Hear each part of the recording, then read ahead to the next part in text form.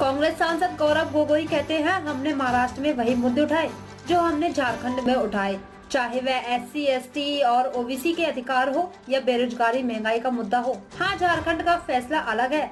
हम फैसले को स्वीकार करते हैं। हम दोनों राज्यों के फैसलों का आत्मनिरीक्षण करेंगे और अपनी पार्टी को मजबूत करेंगे।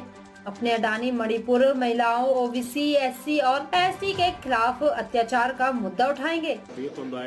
And as well as he has categorically said that the Parivarvad politics has been derooted from the Maharashtra by the people of Maharashtra. These statements have been made by the Prime Minister in the context of the Maharashtra state elections.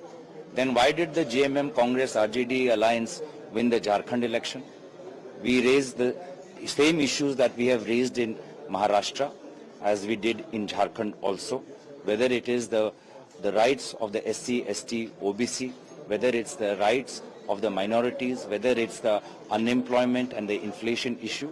Yes, the verdict of Jharkhand is different from the verdict of Maharashtra. We accept the verdict. We will introspect both on the Jharkhand and the Maharashtra verdict and strengthen our party more and take the feedback that has come from the voters and from the electorate. So how hopeful the Congress party in their position is that you raise the issue in the all-party meeting will be entertained and will be accepted by the government and there will be a result in regard to that? It is the duty of the government to run the parliament smoothly. And if they are so confident after the recent elections, then they should have absolutely no qualms about taking the issues raised by the opposition parties first. We have raised the issue of Adani, we have raised the issue of Manipur, we have raised the issue of atrocities against women, OBCs, STs and STs, their demand for a caste census, their demand for a fair and equitable economy. All these issues have been raised. The farmers' distress that the government has yet to implement the agreement they had with the farmers after the farmers' agitation was called off.